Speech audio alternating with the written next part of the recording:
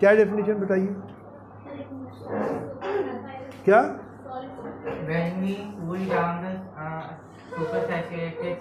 नहीं, वो बनाने का तरीका है। डेफिनेशन क्या है? सिंपल डेफिनेशन है, बहुत सिंपल। फिल्ट्रेशन की क्या डेफिनेशन है? The process of obtaining A clear liquid after passing through filter. Simple, filter से गुजारो, क्लियर लिक्विड नीचे आ जाएगा, फिल्टर पे बड़े बड़े पार्टिकल ले जाएंगे। The process of separating bigger particles and obtaining A clear liquid after passing through filter, filtration है।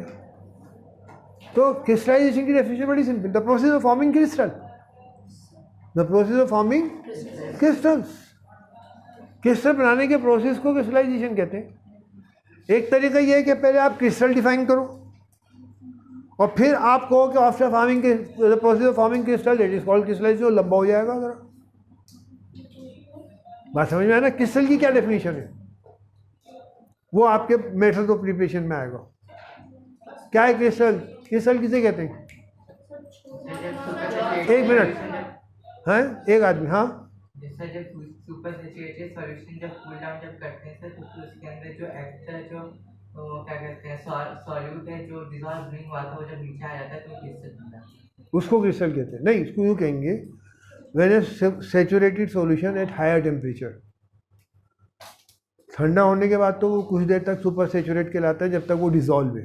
मैंने आपको सुपर सैचुरेट की डेफिनेशन दी थी, when the amount dissolve in a solution is more than that amount which is required to make it saturated. जितनी saturate बनाने की amount चाहिए उससे ज़्यादा डिसॉल्व है एट ए पर्टिकुलर टेम्परेचर। तो अब हमको सैचुरेट तो कह नहीं सकते क्योंकि उससे ज़्यादा अमाउंट है, तो उसे क्या कहते हैं हम? Super saturated. समझ में आ गया ना? ये तो दुनिया हमारी डेली लाइफ में यूज़ होता है। वो एक आदमी है बहुत नॉर्मल हेल्थ लगता है, एक आदमी है उससे कहीं ज़्यादा स्ट्रॉन्ग हेल्थ है, एक्सेप्शनल केस में उसको हम कहते हैं सुपरमैन। कहते नहीं कहते? सुपरमैन क्यों कहते हैं? कि उसकी ताकत नॉर्मल हेल्दी आदमी से ज़्यादा है। तो सुपर सैचुरेट, ये सैचुरेट से भी ज़्यादा सैचुरेट। ये कब होगा? जब ज़्यादा डिसॉल्व होगा। लेकिन ये it is not a permanent क्या नाम है सब्सटेंस सॉल्यूशन। ये थोड़ी देर तक सैचुरेट रहता है, सुपर सैचुरेट।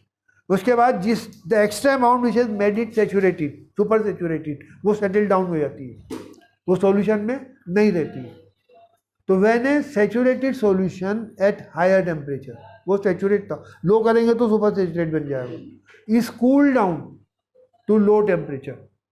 ऊपर हाई टेम्परेचर पे क्या था? वो सैचुरेट था। Cool down to low temperature, then the solute dissolve in the solution remain in the solution for some time. The solute dissolve remain in the solution for some time. At this stage the solution is called super saturated. ये तो super saturated की definition है, तब देना। अब हम आ रहे हैं when the extra amount dissolve in the solution are gradually settled down in the form of solid particle, in the form of this solid particle which are settling down on cooling super saturated solution, they are called what? Crystals. ये solid particles को crystals कहते हैं। Solid particles which settle down या which comes out from the solution on cooling saturated or super saturated solution. समझ में आ गई? These solid particles are called crystals. The process of forming crystal is called crystallization. ये definition है। खाली definition भी दे सकते हैं। अब crystallization का process जो है, it is used to purify many substances. जैसे common salt है, common salt 2 दफा crystallize होता है। एक दफा आपने समुद्र से पानी निकाला, उसको आपने एवोपरेट करा थोड़ा सा, वो पानी एवोपरेट हो गया, सॉल्यूशन जो था वो आपका सैचुरेट हो गया हाई टेम्परेचर पे। उस टेम्परेचर पे आप उसको जब ठंडा करेंगे, हाई टेम्परेचर पे सैचुरेटेड सॉल्यूशन को ठंडा करेंगे तो क्या होगा? वो थोड़ी देर के लिए क्या बन जाएगा? सुपर सैचुरेटेड बन जाएगा। फिर after some time the common उसमें जो है solid particle start settling down, वो क्रिस्टल्स कहलाते हैं, सॉल्ट के क्रिस्टल्स। अब जो समुद्र से जो सॉल्ट निकलता है उसमें मैक्सिमम अमाउंट जो है वो सोडियम क्लोराइड की होती है। Sodium chloride is about 3.6% in 100 cc। मतलब 100 ग्राम में 3.6 ग्राम कॉमन सॉल्ट होता है। बाकी जो सॉल्ट्स हैं, पोटाशियम क्लोराइड, कैल्शियम क्लोराइड और पोटाशियम नाइट्रेट, जितने भी बाकी सॉल्ट्स हैं वो 0.8% होते हैं बस। कितने? 0.8%। तो मैक्सिमम उसमें कौन सा सॉल्ट होता है? Calcium, sodium chloride. उसमें उसी में कैल्शियम क्लोराइड भी होता है और उसी में मैग्नीशियम क्लोराइड भी होता है। उसमें और भी कई सॉल्ट होते हैं। कैल्शियम क्लोराइड और मैग्नीशियम क्लोराइड की प्रॉपर्टी है ये गर्म, ये रखे रखे मॉइस्चर में से, हवा में से पानी को एब्जॉर्ब कर लेते हैं। हवा में से पानी को एब्जॉर्ब कर, डेलिक्वेसेंट कहते हैं। तो इसलिए आप देखेंगे जो खराब क्वालिटी के कॉमन सॉल्ट हैं वो बरसात में गीले हो जाते हैं। क्या हो जाते हैं? गीले, सूखे नहीं रहते, ड्राई। आप निकालेंगे तो पूरा लम्प निकलेगा एक साथ, जैसे गीला गिर जाए उसमें पानी। वो क्यों निकलता है? कि उसमें कैल्शियम क्लोराइड और मैग्नीशियम क्लोराइड मौजूद था, और कैल्शियम क्लोराइड जो उसकी प्रॉपर्टी है to absorb moisture from air, और मैग्नीशियम क्लोराइड की भी ये प्रॉपर्टी है। तो जब वो पानी एब्जॉर्ब करेंगे तो वो खुद तो गीले होंगे ही, लेकिन क्या करेंगे वो बाकी जो सॉल्ट है उसको भी गीला कर देंगे। तो अब जो कॉमन सॉल्ट हमारे घरों में आता है जिसको हम सोडियम क्लोराइड कहते हैं, वो प्योरीफाई करके भेजा जाता है। उसको प्योरीफाई कैसे करते हैं ये भी आपके सिलेबस में आगे चल के आप पढ़ेंगे। 9th में, तो 9th में है या 10th में है, कि उसको फिर हम फ्रेश वाटर में डिज़ोल्व करते हैं। क्या? फ्रेश वाटर, और उसको सैचुरेट बना देते हैं हाई टेम्प। फिर उसको सैचुरेट को फिर हम ठंडा करते हैं। जब वो हाई टेम्परेचर पे सैचुरेटेड सॉल्यूशन जो फ्रेश वाटर में बना है, एक तो समुद्र के पानी में हमने सैचुरेट करा था, वहाँ क्रिस्टल बन गए थे, लेकिन उसमें क्रिस्टल जो बने थे उसमें सोडियम क्लोराइड भी था, मैग्नीशियम क्लोराइड भी था, कैल्शियम क्लोराइड भी था, और भी कई सॉल्ट्स थे। जब हम फ्रेश पानी में डिज़ोल्व करके उसको ठंडा करेंगे सैचुरेट बना के, तो जिसके हिसाब से सैचुरेट हुआ वही क्रिस्टल के फॉर्म में सेटल डाउन होगा। जिसके हिसाब से सैचुरेट नहीं हुआ वो लार्जली सॉल्यूशन में ही रहेगा। लार्जली कहाँ रहेगा वो? तो कौन कौन से सॉल्ट जो है वो सॉल्यूशन में रहेंगे? कैल्शियम क्लोराइड एंड, क्योंकि सोडियम क्लोराइड मैक्सिमम था, उसी के हिसाब से सैचुरेट भी होगा वो। सोडियम क्लोराइड और मैग्नीशियम क्लोराइड और कैल्शियम क्लोराइड तो बहुत थोड़े थोड़े से थे, तो वो सॉल्यूशन में ही रहेंगे। इसलिए कोई अगर आपसे पूछे कि कॉमन सॉल्ट को कैसे प्योरीफाई करते हैं, तो एक ही लाइन का आंसर है, common salt is purified by recrystallization process. Crystallization होता है, लेकिन यहाँ क्या वर्ड यूज करेंगे? क्यों रीक्रिस्टलाइजेशन क्यों करें? बात समझ में आ गई? क्योंकि एक दफ़ा पहले हमने क्रिस्टल बनाए थे और अब फिर दोबारा से सैचुरेटेड सॉल्यूशन बना के ठंडा करा और फिर दोबारा क्रिस्टल बनाए, तब वो जो था कॉमन सॉल्ट अलग हो गया, और बाकी जो सॉल्ट थे जो पहले केस में अलग नहीं हुए थे वो सारे सॉल्यूशन में रहते। ये इसकी एडवांटेज है कि क्रिस्टलाइजेशन प्रोसेस में pure substance separates in the form of crystals, whereas impurities remain in the solution. Impurity solution में रहती है, जैसे कैल्शियम क्लोराइड, मैग्नीशियम क्लोराइड वो सॉल्यूशन में ही रहेंगे, क्योंकि सैचुरेट जिसके हिसाब से हुआ है वो सेटल डाउन होगा in the form of crystals. तो इट इज एडवांटेज। इवोपरेशन में क्या होगा? जब आप इवोपरेट करोगे किसी भी सॉल्वेंट को, तो जो भी उसमें डिजॉल्व है वो सारा का सारा सॉलिड फॉर्म में मिल जाएगा, लिक्विड एवोपरेट हो जाएगा। उसमें इम्प्योरिटीज भी थी वो भी मिल जाएंगी आपको। इवोपरेशन के केस में when we evaporate the solvent, तो the substance which we want that and its impurities they all क्या नाम है? सॉलिडिफाई। सॉल्वेंट इवोपरेट हो गया और सॉल्यूट की फॉर्म में सारा का सॉलिड बचा रहा, उसमें इम्प्योरिटीज भी है। ये बात समझ में आ गई? नहीं आ गई? जबकि क्रिस्टलाइजेशन में कौन सी चीज सॉलिडिफाई हो रही है? जो जिसका सैचुरेट सॉल्यूशन बना है वो सॉलिडिफाई होता है, वो क्रिस्टल की फॉर्म में अलग हो जाता है। इम्प्योरिटीज कहाँ रहती है? Impurities remain in the solution. उसको छान लेते हैं, क्रिस्टल जो सॉलिड थे वो अलग हो गए और जो हिस्सा हमने छान लिया वो फिल्टर पेपर से अलग हो जाएगा। दूसरी बात ये कि एवोपरेशन में एक डर ये भी होता है कि बहुत से सब्सटेंस को जब हम लिक्विड को एवोपरेट करेंगे तो वो सब्सटेंस जो उसमें केमिकल है वो डिकम्पोज हो जाए या चारिंग हो जाए, यानी जल जाए। जैसे आप चीनी का सैचुरेटेड सॉल्यूशन बनाएंगे और जब आप पानी को एवोपरेट करेंगे तो एक स्टेज आएगी, पानी उसमें से पूरा एवोपरेट नहीं होगा और चीनी जो होगी उसकी चेयरिंग शुरू हो जाएगी, यानी चेयरिंग मतलब जलने लगेगा, काली हो जाएगी, डिकम्पोज हो जाएगी, शुगर डिकम्पोज। उसको हम चारकोल कहते हैं, इसीलिए क्या बोलते हैं, शुगर चारकोल। यानी चीनी को डिकम्पोज करके जो काला सब्सटेंस बना है वो चारकोल है, कोयला है वो। चीनी तो ख़त्म हो गई डिकम्पोज हो गई, बच्चों को शुगर से बनाए इसलिए हम शुगर चारकोल बोलते हैं। लकड़ी से बनाते हैं इसी तरह हीट करके तो वो वुड चारकोल कहलाता है। बोन्स को हीट करके डिकम्पोज करके बनाते हैं, वो काली हो जाती है, कोयला रह जाता है खाली, उसको बोन चारकोल बोलते हैं। क्या बोलते हैं उसे, बोन चारकोल। तो एडवांटेज क्या है कि इवेपोरेशन में number one, when we evaporate the solvent the impurities remain with the main solute. Main solute जो उसके साथ impurities बाची रहती हैं, impurities remain, they also solidify. जबकि in case of crystallization क्या नाम है, most of the impurities remain in solution and all pure substance solidify in the form of crystal. Number two, कि during evaporation we heat the substance solution. When we heat the solution, so there are the chances that the solute may decompose, may char in case of sugar, यानी टूट जाएगा, break हो जाएगा, चल जाएगा। जबकि in case of crystallization, decomposition does not take place. तो गर्म तो किया ही नहीं आपने, गर्म डिकम्पोज हो तो गर्म हो गया, आप तो ठंडा कर रहे हैं। जो ऐसा नहीं, these are the advantages of crystallization over evaporation. तो सवाल है कि what are the advantages of crystallization over evaporation due for purification. अच्छा, अब एक चीज़ और समझ लो, केमिकल रिएक्शन में आप कभी कभी दो क्लियर लिक्विड है उन्हें मिलाते हैं तो सॉलिड पार्टिकल बन जाते हैं। वो जो सॉलिड पार्टिकल केमिकल रिएक्शन से बने उन्हें वो बाद में वो नीचे बैठ जाते हैं, समझ में आया, उन्हें प्रेसिपिटेट बोलते हैं।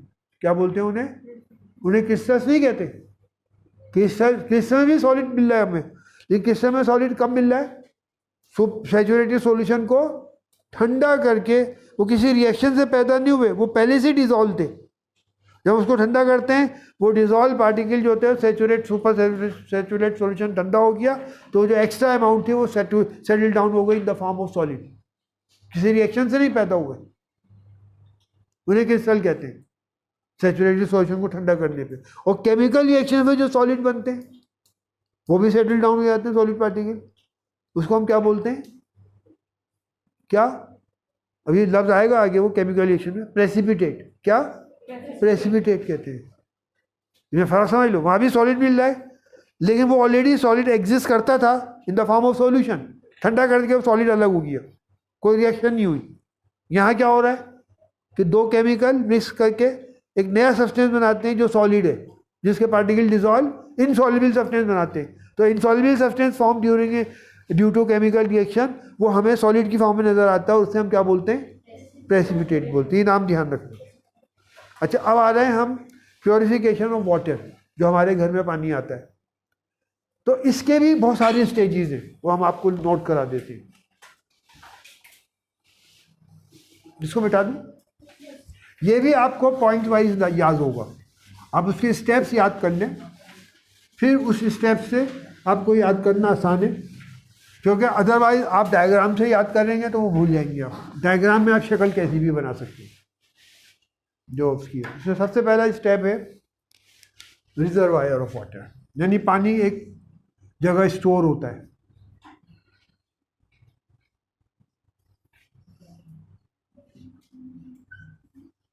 रिजर्वायर, ये पानी है यहाँ पे, ओके। इस पानी को हम गुजारते हैं टैंक से, इसको सेडिमेंटेशन टैंक बोलते हैं। Sedimentation tank.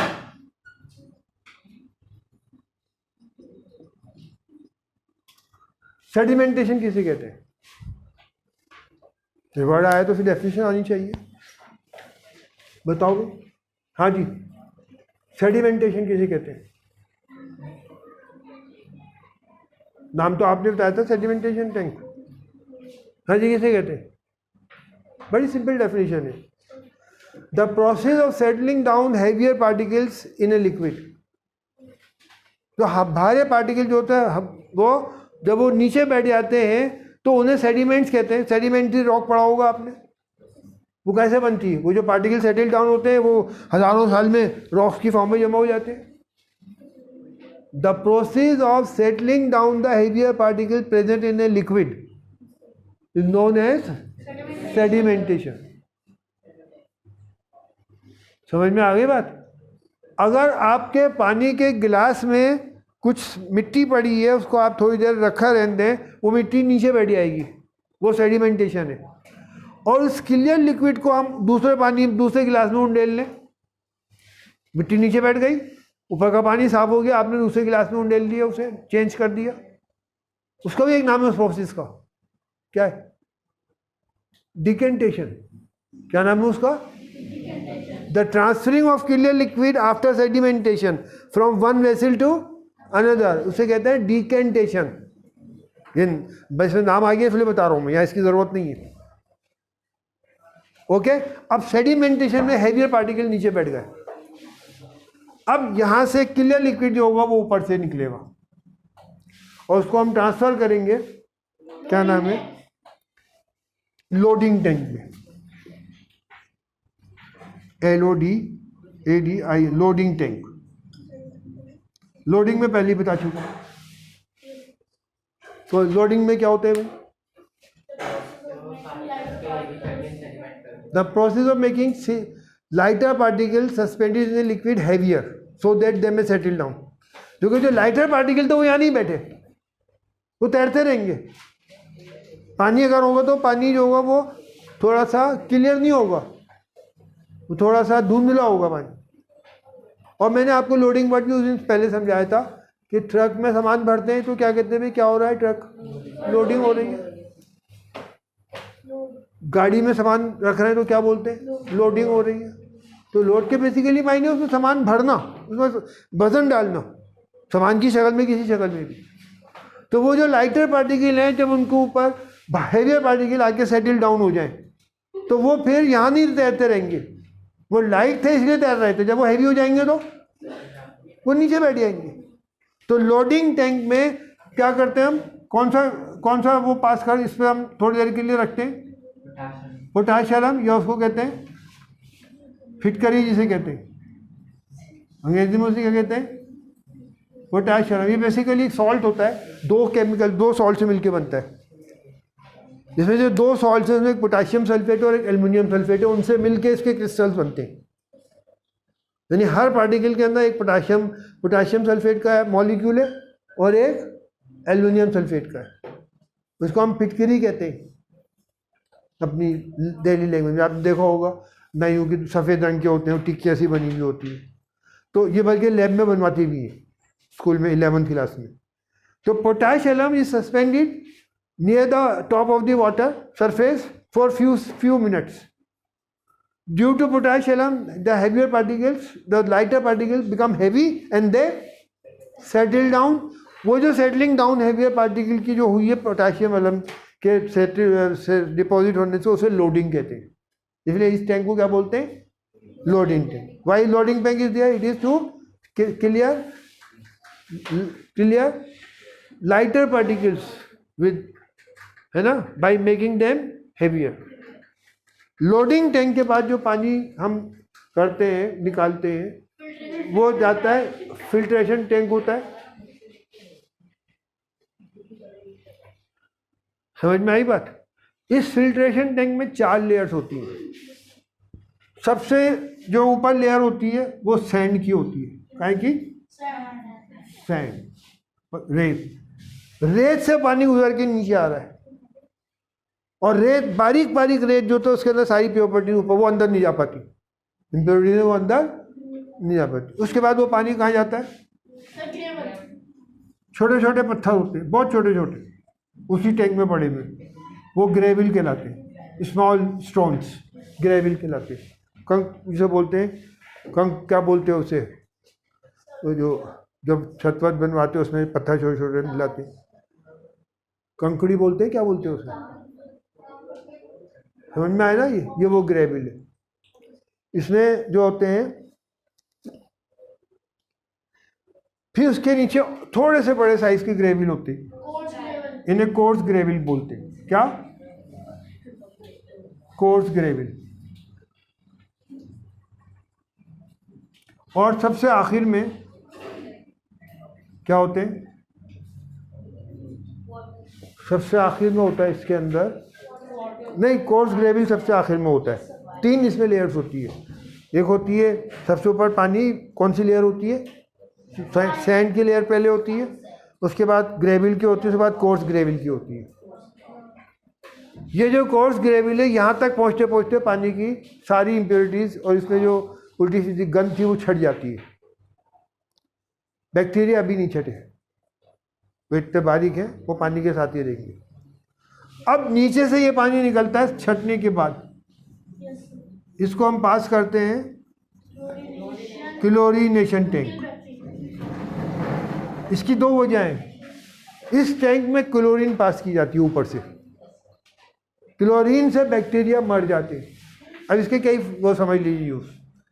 दूसरी बात ये, क्लोरीन से जो बैड स्मेल होती है वो ख़त्म हो जाती है, बैक्टीरिया ख़त्म हो जाते हैं। इसीलिए आप देखिए जो स्विमिंग पूल है उसमें कॉन्टीन्यूसली रोज़ाना उसका जो इस्तेमाल करते हैं तो उसमें क्लोरीन पास करते हैं कुछ देर तक के लिए, क्योंकि इतने सारे हज़ारों लोग उसमें नहाते हैं तो उनके जिस्म में बीमारियां भी हो सकती हैं। वो बीमारियां पानी में आ जाएंगी तो क्लोरीन के पास होने से वो बैक्टीरिया क्या होते हैं? मर जाते हैं। ये बात समझ में आ गई? तो इसे क्लोरीनेशन टैंक बोलते हैं। क्लोरीनेशन टैंक के बाद जो हमारे पास नेक्स्ट स्टेप है,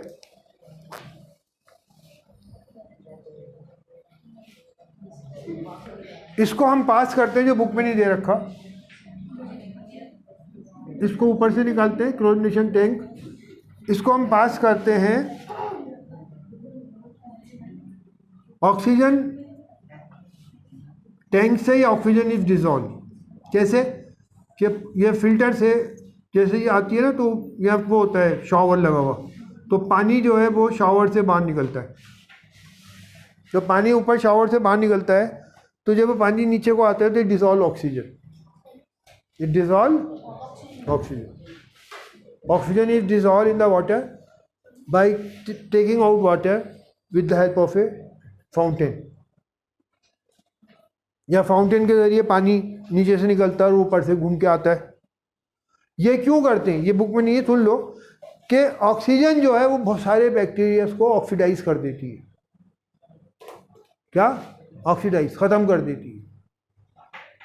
ऑक्सीजनेटेड वाटर हो जाता है, यानी बैक्टीरिया ख़त्म हो गए, पानी के अंदर ऑक्सीजन की क्वांटिटी बढ़ गई।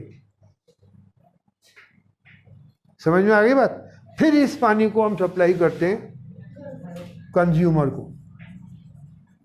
Then it is supply to. तो कितने टैंक हो गए? पहला रिजर्वायर, दूसरा सेडिमेंटेशन टैंक, तीसरा क्या लोडिंग टैंक है ना, चौथा फिल्ट्रेशन टैंक, क्या नाम है इसका? फिल्ट्रेशन टैंक, ये जो है, ठीक है। इसमें 3 लेयर्स होती है, तो ये कहलाता है हमारा चौथा नंबर। पांचवा क्लोरीनेशन टैंक, छठा oxidation tank, oxy, the water is allowed to come out through fountain. As a result, when it falls down, what happens? Oxygen dissolves and that oxygen kills the germs. थोड़े इसमें oxidise the germ, जितने भी oxidise होते हैं थोड़े बहुत, उनको oxidise कर देती है। आप छोटी क्लास में, 6ठी 7वीं क्लास में देखेंगे तो वहाँ पे ऑक्सीडेशन वाला टैंक वाला पार्ट भी दे रखा होगा। जैसे आमतौर से पानी को अलग से ऑक्सीजन सप्लाई नहीं करते, but it is allowed to come out through the fountain. तो पानी नीचे आएगा, हवा में ऑक्सीजन मौजूद है, वो ऑटोमेटिकली उसमें डिजॉल्व हो जाएगी। Allowed to come out through fountain.